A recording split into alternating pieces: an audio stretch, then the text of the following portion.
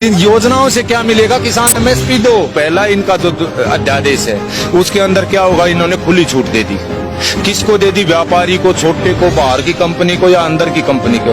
उससे सिर्फ निजीकरण को बढ़ावा मिलेगा। इसको निजीकरण में ले जाने की कोशिश है। सिर्फ ये सेक्टर बचा हुआ था देश का कि इसमें निवेश कैसे हो। किसान चाहे मरो, लेकिन विदेशी कंपनियां और हमारे देश के बड़े बड़े उद्योगपति इसमें घुसाए जा रहे हैं और किसान बर्बाद किया जा रहा है। इस तीनों एक्ट में अगर एक चौथी लाइन सरकार लिख देती कि किसान का एमएसपी से नीचे एक दाना भी नहीं खरीदा जाएगा तो हमें कोई आपत्ति नहीं थी, लेकिन एमएसपी शब्द को इन्होंने छुआ ही नहीं। तो जैसे सब्सिडीज दे रही है सरकार, हमें सब्सिडी नहीं चाहिए, हमें फसल का रेट चाहिए। हमें कर्ज की बात करिए, कर्ज नहीं चाहिए, फसल का रेट दे दो। हमें कर्ज लेने की जरूरत क्या पड़ेगी? सरकार, हमें अनुदान की जरूरत नहीं है, हमें हमारी फसलों के रेट दे दो।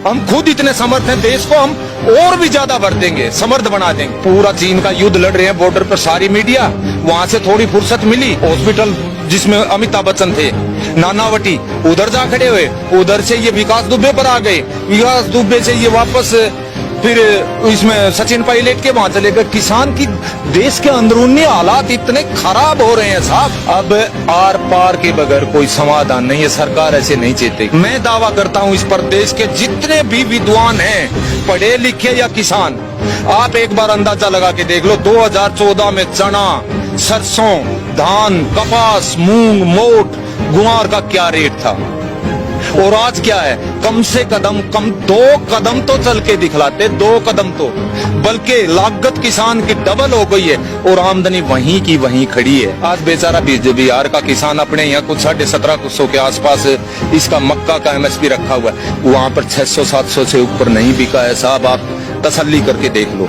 धान वहां पर 1200 से ऊपर नहीं बिका है, आप तसल्ली करके देख लो। वन नेशन वन मार्केट, मैं मेरे तोशाम का 5 किलोमीटर है, मैं मेरे वन नेशन वन मार्केट का मैं करूंगा क्या? मैं आज तक मेरे डिस्ट्रिक्ट भिवानी के एक दाना नहीं लेके गया हूँ किसी चीज का।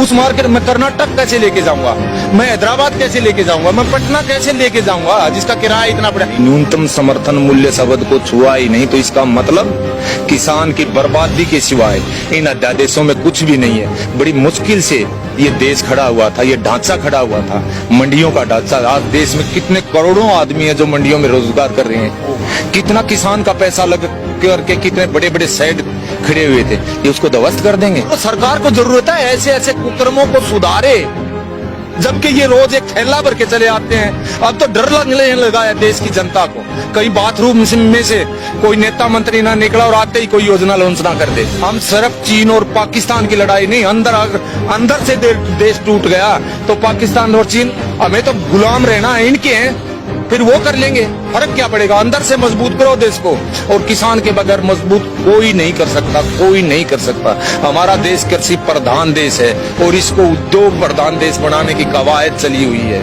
WTO का प्रेशर हो या किसी बड़े बड़े अंबानी अदानियों का प्रेशर हो, बेचा जा रहा है किसान को। आज भी किसान को नहीं जागी तो भावी पीढ़ियां धिक्कारेंगी।